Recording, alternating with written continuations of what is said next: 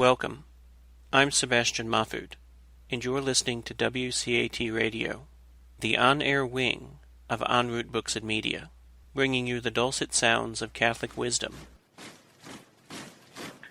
Hello, this is Ray Gerard, and welcome to another program in this series, St. Paul's Letters to America. The program that asks, what if we took one of St. Paul's letters and changed the name on it so that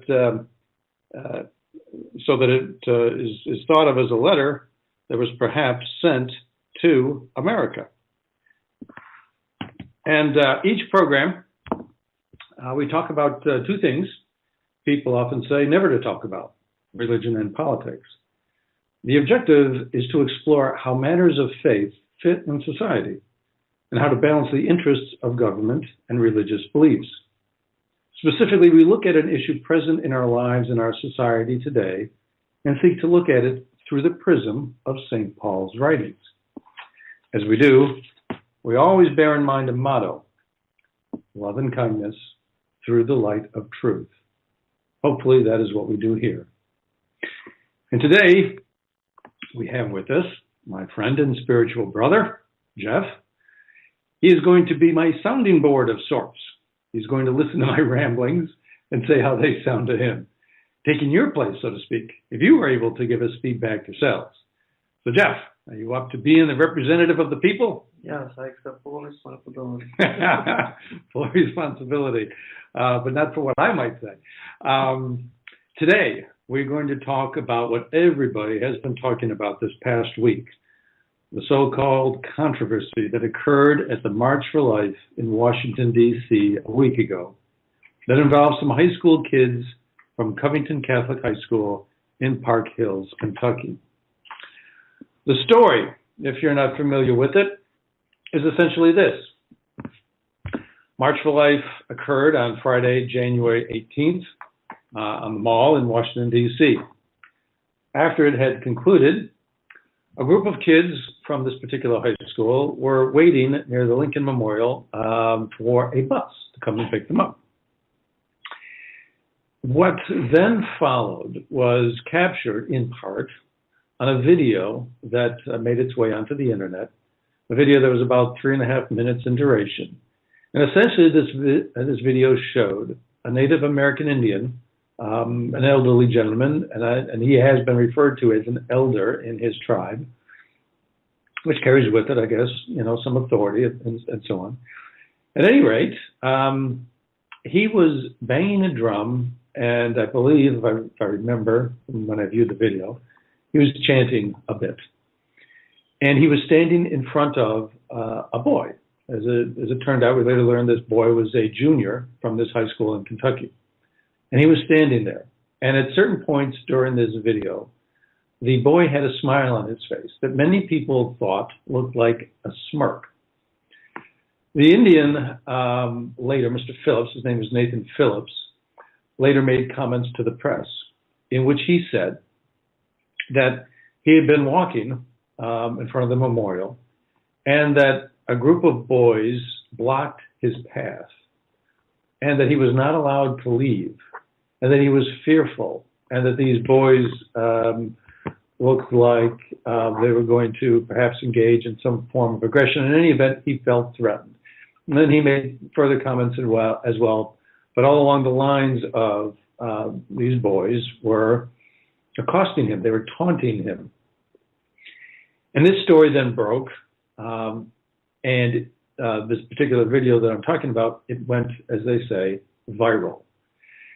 And what followed then were a slew of comments from politicians, religious leaders, anybody with a Twitter account, condemning these boys and saying that they were guilty of racism, that they had these, harmful intentions in their hearts toward these Native American Indians. Mr. Phillips was not alone; he had some people with him, and these boys were guilty of all of that.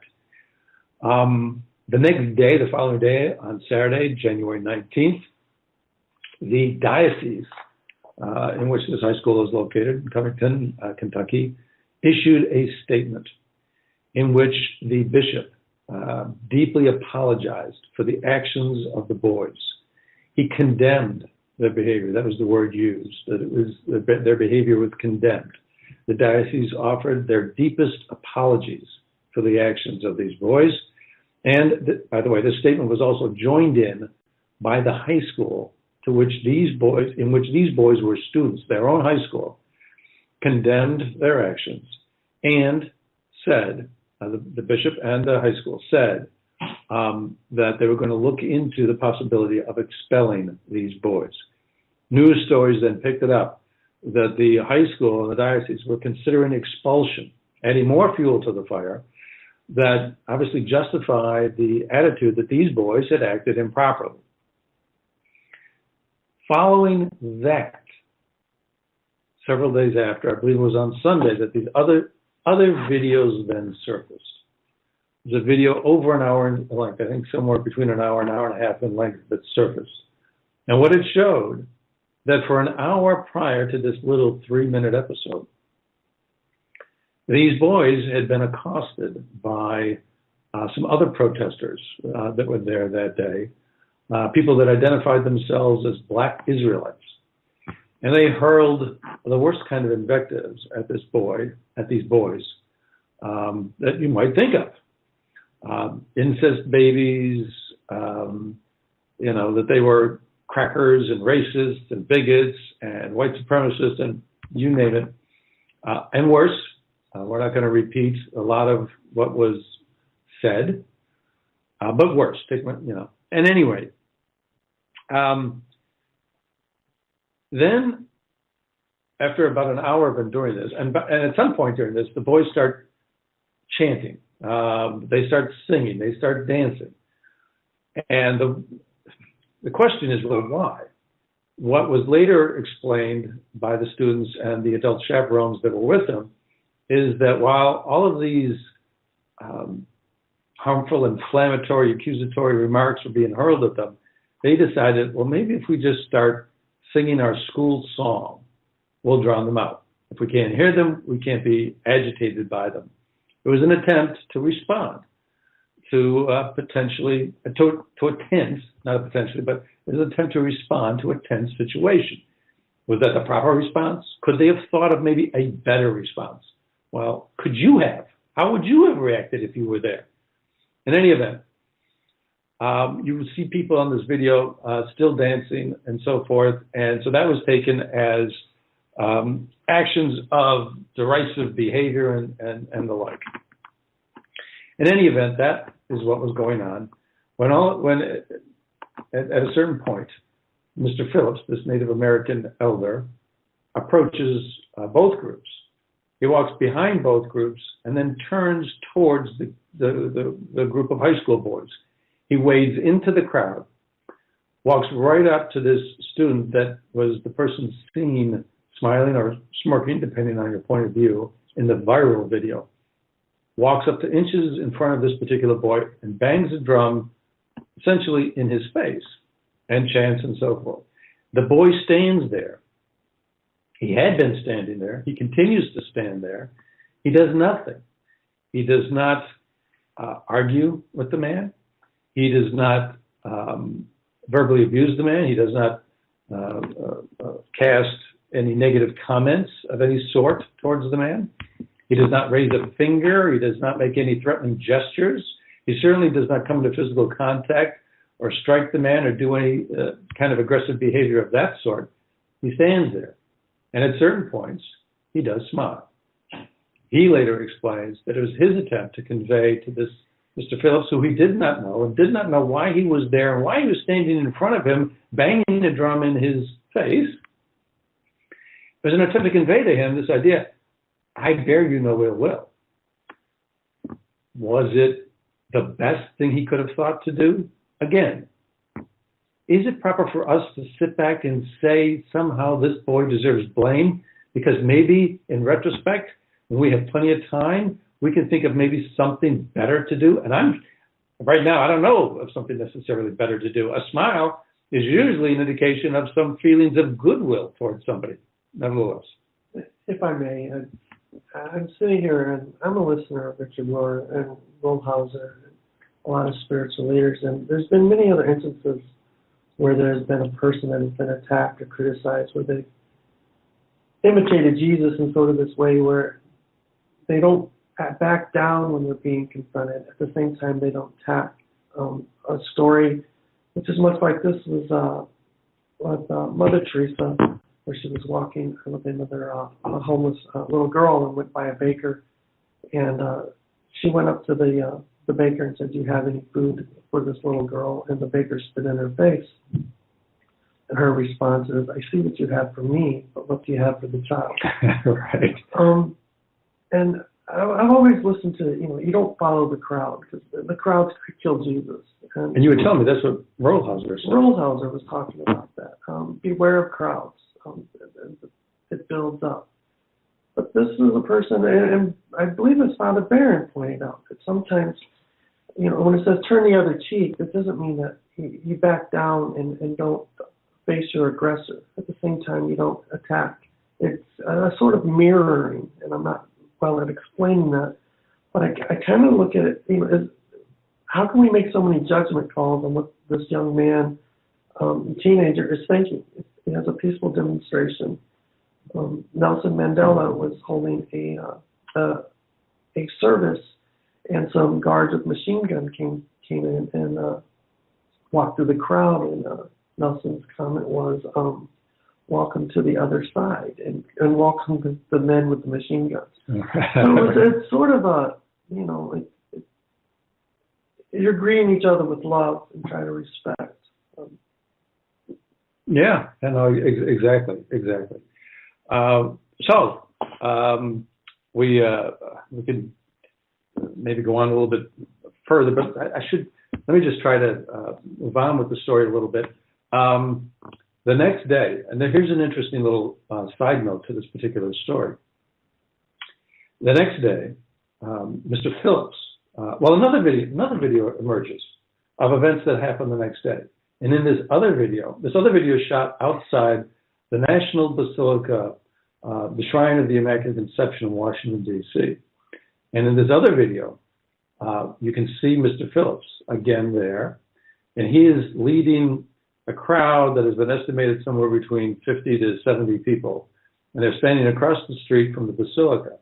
And then at one point, they move towards the Basilica. Prior to that, you can hear people in the crowd saying, just go in, when you get up to the Basilica, just tell them that you're going inside to pray. They can't refuse to let you enter if you tell them you're going inside to pray. And the idea, and then they also announced that their intention was, in this video you can, they talk about that their intention was to go up to the front of the shrine, and as was reported, they wanted to make demands that the Catholic Church turn over this land, I believe the land this Basilica was on, and other lands being held by the Church, that it had to reverse hundreds of years of policies that were antagonistic towards indigenous peoples of various sorts around the world, and so on and so forth. This was a protest rally, and they wanted to enter the Basilica for the purpose, as has been reported, of continuing these protests, making these protests inside the Basilica. And again, they were banging drums as they had been the day before. Well, there was a problem with that, in that at this particular time, Mass was going on. And what happened was the security guards for the Basilica got so fearful, and they later on said they'd never, one guard was quoted as saying he'd never seen anything like this, and there was such anger with these people. And from the video, they don't look particularly angry, but that was the comment of this guard. And so they actually locked, not of course his decision alone, but the decision was made to lock the doors of the Basilica. People inside could not leave for another 20, 30 minutes. When they were finally allowed to leave, they had to leave outside a side door. The Basilica, it's a side door, so as not to run into these people for fear of some incident taking place there, outside the doors of the Basilica.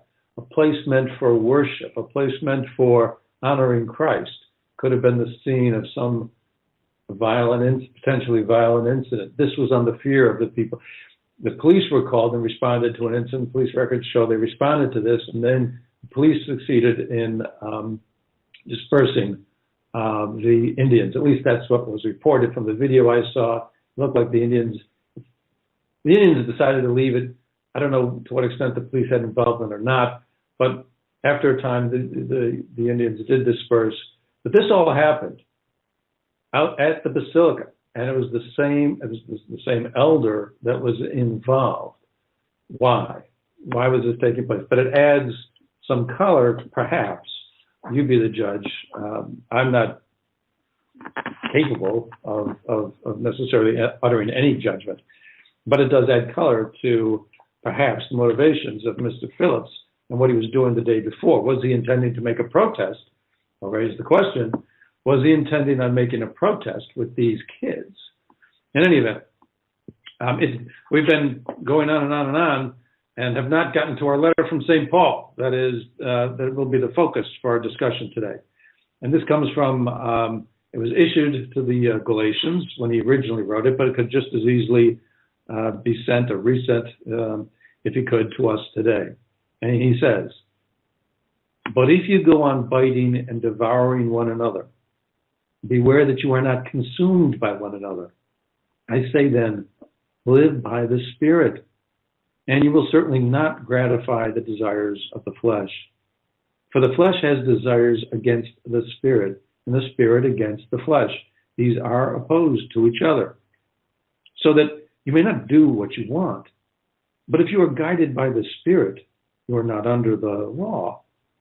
Now the works of the flesh are obvious: immorality, impurity, licentiousness, idolatry, sorcery, hatreds, rivalry, jealousy, outbursts of fury, acts of selfishness, dissensions, factions, occasions of envy, drinking bout, orgies, and the like.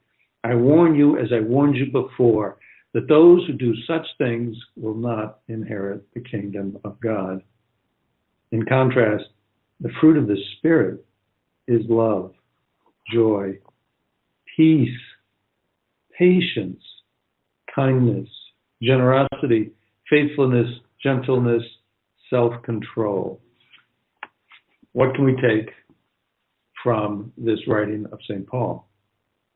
First, he gives a list of things that are known as, can be characterized as, or understood as sin. He talks about immorality. He talks about hatred, outbursts of fury, and dissensions. Is that not what we're seeing? What is the reason? What is the possible explanation for the outbursts of fury that have been occasioned by a 3-minute video in which, if you didn't know anything else, what you would see is two people standing in front of each other, one of them chanting and beating a drum, and the other one doing absolutely nothing, except at some point for smiling. And yet, it precipitated a wealth, a rash, an avalanche of ridicule and condemnation of these boys. Is this not, in fact, akin to what St. Paul is talking about? There is a definition. I refer to it as sin. Is that appropriate? If we turn to the Catechism of the Catholic Church, a document that was developed with a great deal of effort by a great many people who have great knowledge, spent a lot of time being educated, and hopefully had a great deal of understanding through their joint efforts in what is in line with followers, what is in line with following Christ and what is not. Their definition of sin was an offense against reason. Does that not apply? Is it reasonable? Is it a use of our intellectual reason if we rush to a judgment about a smile and label children with tremendously base motives that deserve perhaps expulsion from high school as just one consequence? Is that a just use of our reason? Or would a proper use of reason mean, let's get more facts before we actually pronounce a judgment? In any event, the definition goes on. An offense against reason, truth, and the truth came out in the subsequent videos, that the initial judgment was wrong. An offense against reason, truth, and right conscience. Now, conscience we'll talk a little bit about more later, but that is our definition. And I think, as we've already discussed, it seems to apply. It is a failure, the Catechism goes on, in genuine love for God and neighbor. Can it be said that the reaction against the boys was loving? We're already using up a good deal of time, so I'll I could go into that, but let's just leave that for the moment as well. I'll leave that up to you. In any event, that is our definition of sin. And these boys were charged with offenses. They were charged with aggression, taunting, bigotry. Again, the evidence was, that these boys did nothing, but yet the judgment is still that they were guilty of all of these things. So that does not seem to comport with the proper use of reason. In any event, what else can we look to for coming up with the proper kind of perspective on this event? Well, we could say that the quick rush to judgment of everybody involved against these boys is something that could be called rash judgment. Rash judgment is a specific term found again in the Catechism. And it is described as something where someone even tacitly assumes as true, without sufficient foundation, the moral fault of a neighbor. Assumes as true, without sufficient foundation, the moral fault of a neighbor. When the Diocese of Covington says they condemn the actions of the boys, are they not assuming as true the bigotry of these boys? Without sufficient foundation, you have a video of 3 minutes, a little more than 3 minutes in length. Do you know who took the video? Do you know if the video was edited? Have you heard from the boys as far as their explanation, or are you only hearing from one side? And are you then pronouncing the moral fault of a neighbor? Well, they apologized, deeply apologized, as deeply as they could. I'm paraphrasing now, but I believe a proper quote is deeply apologized for the actions of these boys. Aren't we assuming their moral fault? Does this not fit the definition of rash judgment? Or whenever you assume somebody's guilty of something before you've had a chance to view all of the evidence, yes. I think the answer to that is yes. So the judgment that this improper action, if we're right in characterizing this as fitting the bill of rash judgment, it's not something done by the boys. This is something done by everybody who's accusing the boys. And you can see this in articles, but let's just not talk about their own diocese. New York Times article, viral videos show boys in Make America Great Again hats surrounding native elder. Well, they didn't surround the native. I mean, that's what the video shows, but that's terribly misleading. Mr. Phillips surrounded himself by the boys. They didn't move towards him in any fashion. The article talks about a throng of cheering and jeering high school boys surrounding a Native American. One boy stood directly in front of the elder, who stared impassively ahead while playing a ceremonial drum, giving the impression that the boy, as Mr. Phillips said, came up to him, while he, the Indian, was the stoic one. The article in the Washington Times, again, a throng of boys, and one guy with a relentless smirk. This is, in fact, there are lots of times in these articles where you look at them and they quote somebody saying that, that this guy was surrounded, et cetera, et cetera. This is, in fact, the words of the authors of the article. They determined that the boy in the video had a relentless smirk.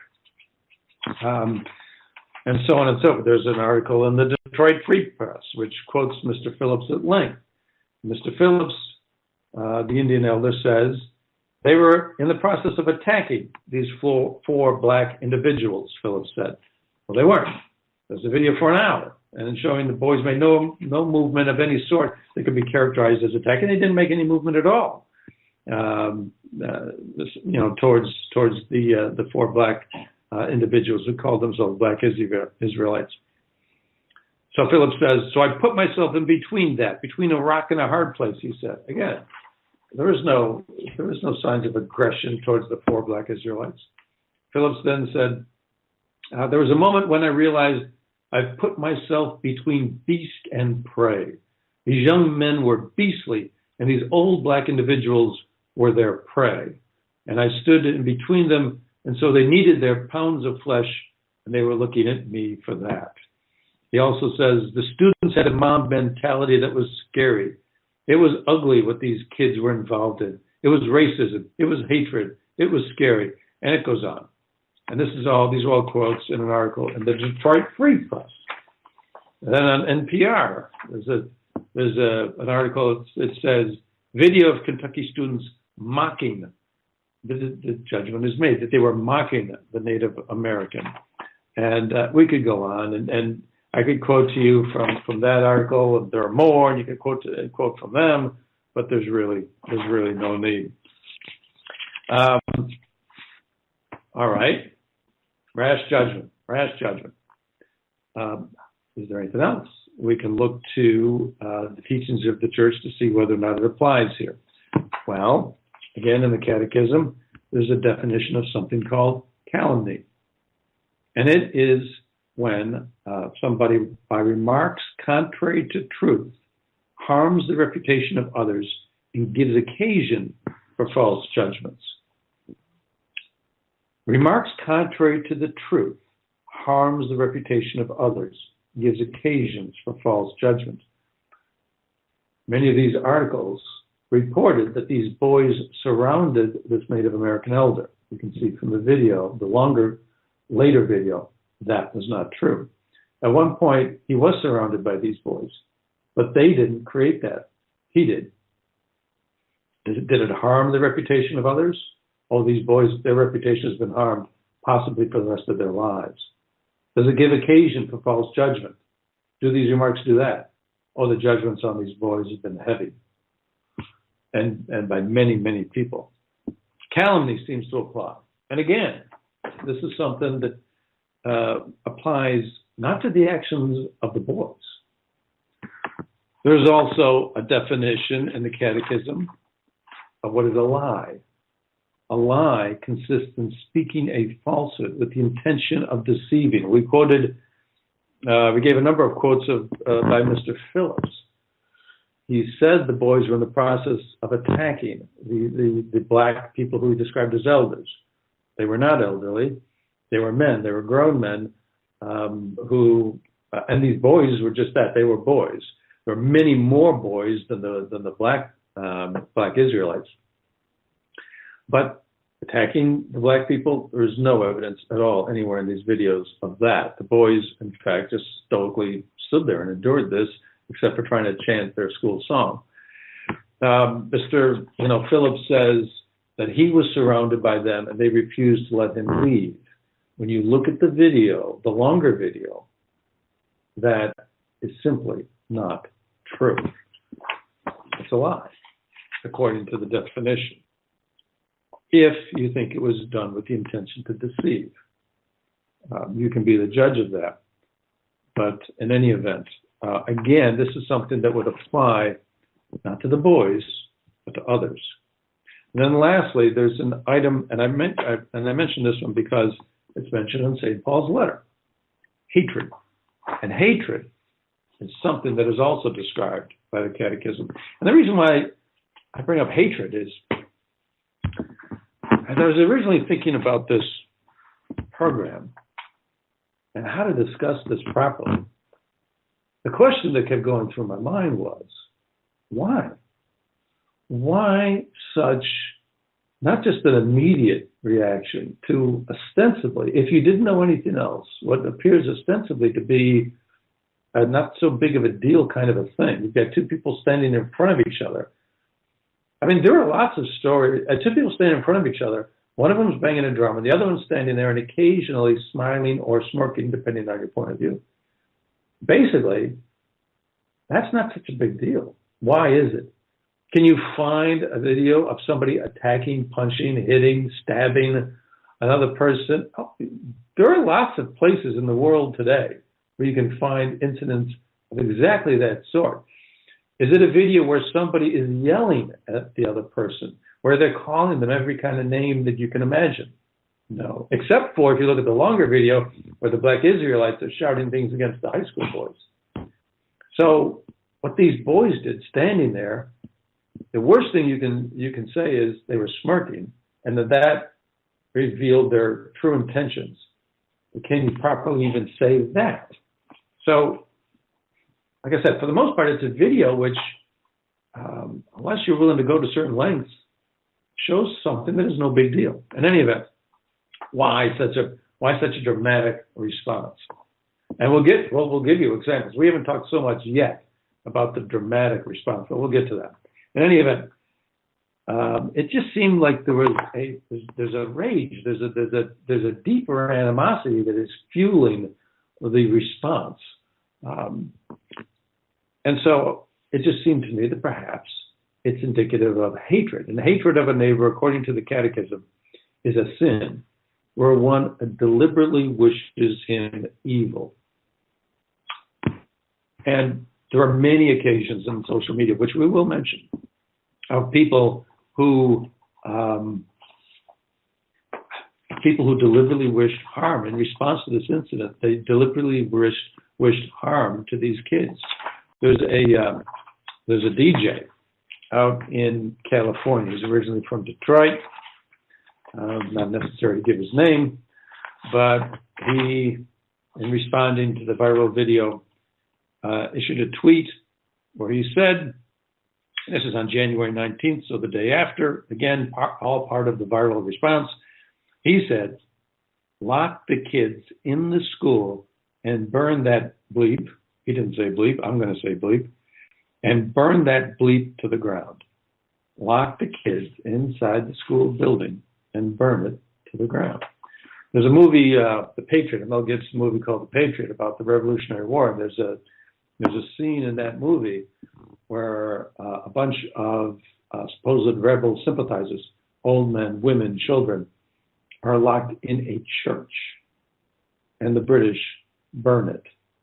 They're burned alive. It is regarded by others in the movie as a war atrocity. A smirk, interpreted as that, is now justification for what, in another setting, is a war atrocity. Reasonable? This DJ was not done. There's another tweet. Fire on the MAGA, Make America Great Again, bleep. Again, the bleep is mine. Fire on the MAGA bleep on sight. Shoot them dead. Why? A smirk. Reasonable? Or fury. Why such fury? Is it not? What could possibly explain? Is that, can you have such ill will towards somebody if you don't have hatred? Hatred is a sin where one deliberately wishes another person evil. How do you characterize these statements by this jockey? If it's not deliberately wishing evil on other people. If these children were indeed guilty of discrimination and bigotry and ill will towards these Native Americans, what does that deserve? Well, some punishment. Death? Hardly. Now, you might think, that's just one disc jockey. You can find calls for sexual molestations of these boys. You can find calls for these boys to be punched in the face. You can find calls where people are offering money for people to punch out these boys, and on and on and on. Why so many reactions of such a visceral nature if there's not some feelings of hatred afoot? And if so, that we need to be very concerned about. All right, let's get to this last item on my list, conscience. St. Paul in his letter talks about living by the Spirit. The Spirit. How is conscience referred to if it's not, that spirit inside you? In any event, look, again, let's refer to the Catechism. Are we right? Are we wrong for thinking how we're thinking, for judging as we're judging, or not necessarily judging, but for analyzing these events? That's why I keep turning to the Catechism to see whether or not we're on some kind of solid ground. What does the Catechism say about conscience? It says the conscience must be informed in moral judgment and enlightenment. Well-formed conscience is upright and truthful. It formulates its judgments according to reason. We talked about that earlier. In conformity with true good, willed by wisdom of the Creator, the educated conscience, etc. So it's judgment according to reason. I think we've demonstrated that didn't occur here. It talks about the fact that ignorance is no defense. Ignorance is no defense. When one takes little trouble to find the truth by looking at 1 3-minute video, again, we've demonstrated that here. Conscience can be ignored, can be blinded by degrees through a habit of sin and the attribution of instant guilt. The attribution of instant guilt in our society has become habit. We're prone to this now. Something comes up, we immediately have to pronounce some kind of judgment. We see that more and more. Is it in fact, how are we utilizing our conscience here if we so quickly form judgments without the use of our reason and condemn? What are we in fact witnessing here? It's a mob mentality. Jeff, you talked about that earlier. It's a mob mentality. What does St. Paul refer to in that letter? He talks about biting, devouring, and consuming one another. Are we not seeing that? Catechism talks about sin creating a propensity for more sin by clouding the conscience. What does St. Paul often talk about? He talks about slavery as sin. Is that not where our ability to use our reason is clouded? Here it's anger. Is that not clouding how we think about it? If we were reasonable about this, if we looked at this rationally, would we make such judgments on such little evidence with such dramatic consequences being suggested? Catechism says sin makes accomplices of other. It causes injustice. It causes violence. Again, we can see all of that in what we've been discussing. So can we find examples of this mob mentality? Well, I've mentioned several already. There's another a former CNN commentator who said the boys had a punchable face. We can see if they're a mob mentality. The school was closed. When these boys returned home for the first day they should have been back to school, the school was closed. Why? Because the police were afraid. They had received so many threats of violence. There were protests at the high school. It's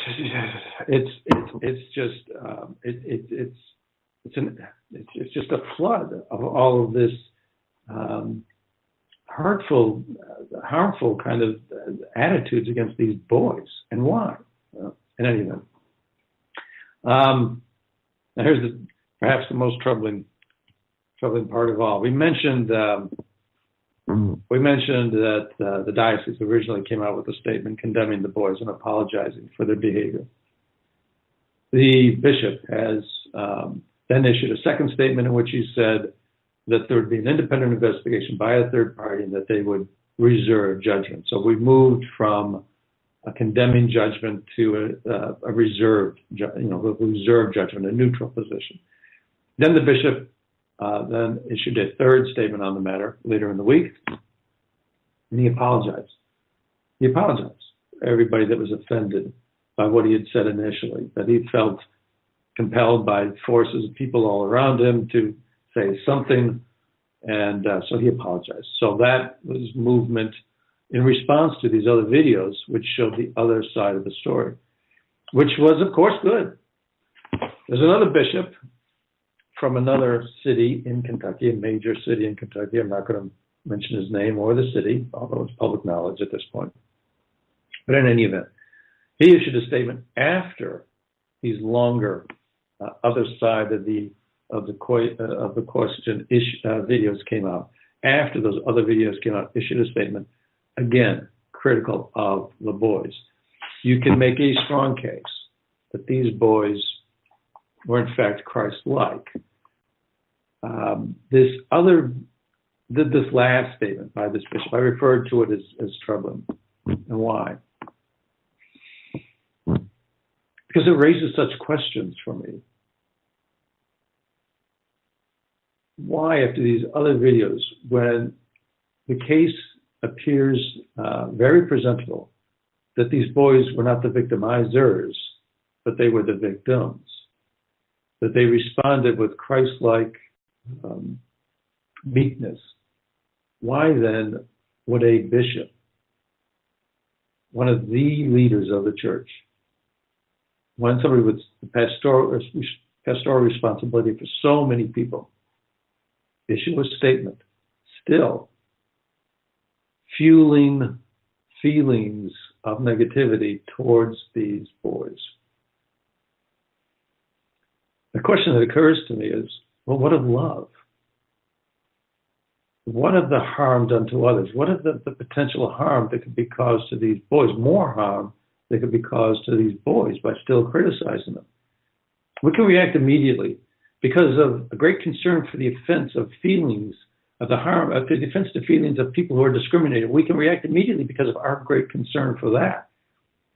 But sometimes do that with no thought of the harm that's caused to the people that we're criticizing for this discrimination, especially if we're not sure that they were discriminatory. And here, even after these boys were shown to be innocent by real-time proof, we still do this. There used to be a show, it was called on TV back in the 50s and 60s, I'm not sure exactly, but there was a show when TV was still black and white. It's called If You Were There. And the idea was to take cameras to reenact scenes from periods in time when there were no cameras available and recreate them. And basically allow viewers to view these events as if they were there. Well, now they are there. Now everybody's got a cell phone. Now we have videos, and they all get posted on the internet that now show the fuller picture. Now we are there, and yet still we're no better. In fact, we're perhaps worse, because now we have responsibility. You can surmise, you can guess when there are no cameras, but when there are cameras and you can see the fuller picture, and still you criticize unreasonably, to me, that's worse. So why? How can we explain this? It seems that, that our minds are clouded. Why? Is it not perhaps that our minds are clouded by anger at discrimination or perhaps other things? This is a time of trial for the church. Who is the church? We are the church. When our leaders seemingly go astray. Old Machine said that. I believe it said, do not look for the leaders of the church. We need to look within ourselves and our communities to carry the message and to act the way we're supposed to in imitating Christ. I look at these boys and I know what it's like because I've experienced it. If anyone's experienced being accused of something that you've never done or you haven't done, and to be taunted, and to actually add fuel to the fire to try to make a story bigger than what it really is, and to keep being persecuted, and to be able to stand there face to face in front of your accuser and just confront them with nonviolence. And actually, you're not backing down either. You're just standing there face to face. It's a pain. There's an adrenaline. There's a fear, and there's a faith that only you can, as a teen especially, just look to God and to smile or to chant or sing a song is I find a spiritual outlet to me. and I'm not putting the right words on this. It just, I have a lot of respect for that area. And this is a concern to me. These are boys from Kentucky, which is the home or the hermitage of Thomas Merton, and which talks a lot about peace and surrounding loving nature and loving your fellow man, and try to seek to understand and be understood. And I don't see a lot of this. I feel we saw Phillips actually going in the middle of the crowd, intimidating. Was just trying to get a reaction from the boys, and the boys still stood tall. I feel myself as a Catholic, who's defending these boys or helping out these boys or being their voice. They didn't have a voice, and it sounds like they still don't have a voice. These are things that just concern me as a church, because we can remain in ignorance, and there's one thing that will always make us contemptuous is making those judgment calls before we investigate. And I don't see a lot of investigation. Yeah, unfortunately, that was the case here. So, so it is a time of trial for the church, and if our leaders do things that we can describe as rash judgment, what do we do? We lean on our leaders. We trust our leaders. We expect our leaders to know the doctrines of the church and to lead us in following them. We often don't do them near as well enough as we should, and we look to our leaders to help us, that they're the models of our behavior. Sadly enough, often we're disappointed. You can see that in the priest scandal and the response to the priest scandal that has so maligned the church recently.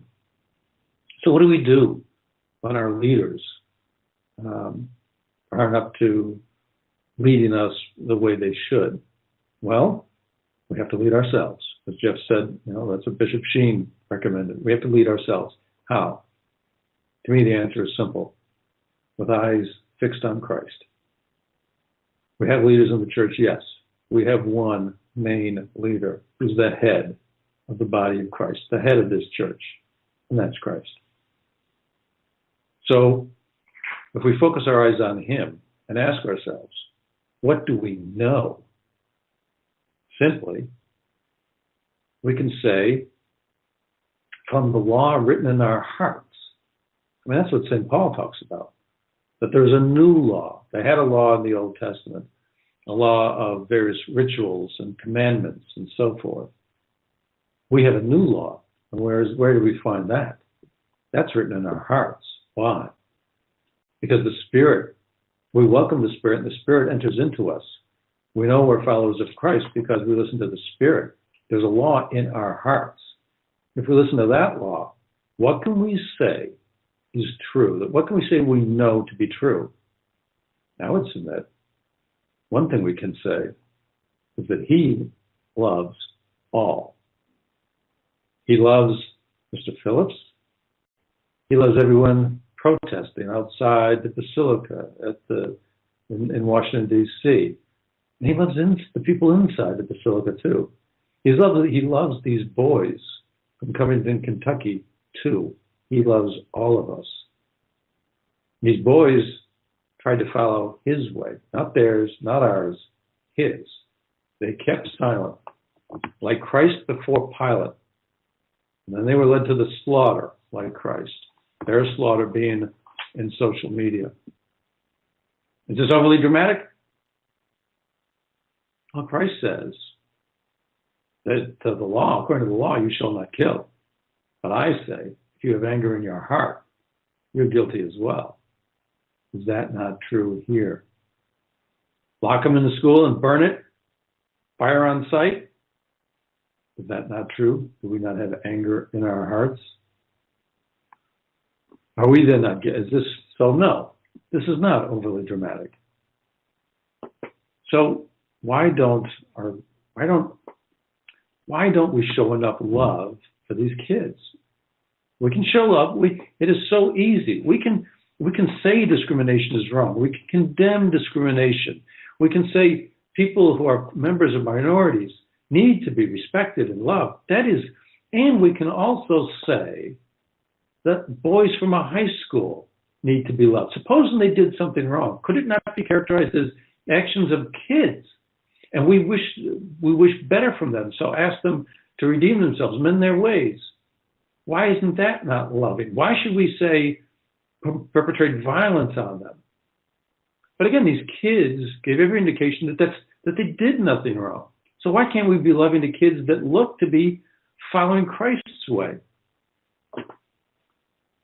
Or we talked about a certain letter from St. Paul at the beginning of this program. There's another letter I'm reminded of. This time, the first letter to the Corinthians. He says, love is not quick-tempered. God is love. And we are supposed to imitate him, to follow his way. If we are quick-tempered, we do not love. We do not follow his way. Have people been quick-tempered in this? Oh, yes, very much so. Are they following his way? No. Our leaders in the church, priests and bishops, and there's lots of comments out there on social media by priests as well. And a lot of them, have they been quick-tempered in a sense? Yes. This reflection that I've been giving on our church leaders, on what can we know to be true, the law in our hearts, that he loves everyone. This was written, this section of this program was written while I was in adoration. Now, often I fail to take advantage of asking and waiting long enough to hear him while I'm in adoration. And I have to remind myself, too, of when, I failed to keep him at the center of my focus. So can I say that these things that I'm voicing, that these reflections, these insights, thoughts that came to me during adoration, can I say that I have some lock on being right? No, of course not. Maybe I was not open to the right messages he wanted me to hear because of my sinfulness clouding the way I think on things. That is why, with questioning of myself, with doubts about myself, I say, well, what can we say that we know to be true? If someone can tell me, show me where I'm wrong, great.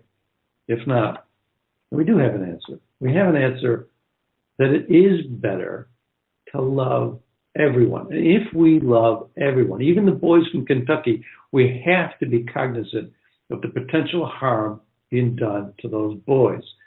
Put that into balance with the harm done by discrimination. And think about everyone in the light of that perspective. And if that's not being done, then we are guilty of rash judgment. And I'll say this. If we do that, if we keep in mind, if we keep Christ at the center of our focus, if we think of the need to love everyone, we will in fact stop biting and devouring one another. We will not live by sinful urgings of our human side with outbursts of fury and hatred. Again, referring back to this letter from St. Paul, with which we started. But we will live by the Spirit, with the peace, patience, self-control, and kindness that St. Paul mentions.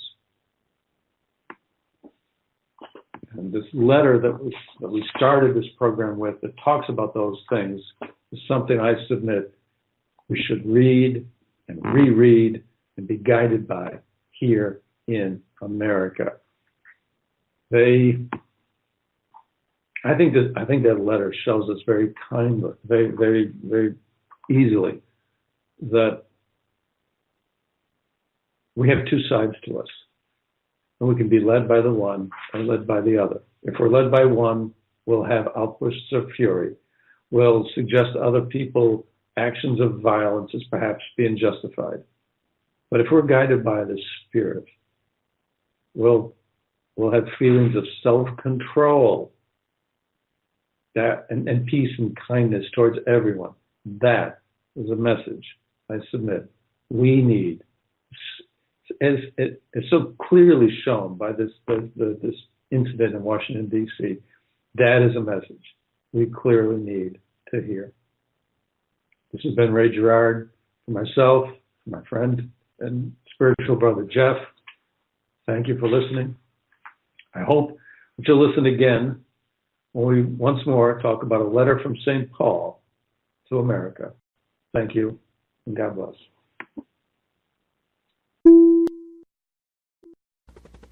We hope you enjoyed the program and will join us back for another show on WCAT Radio.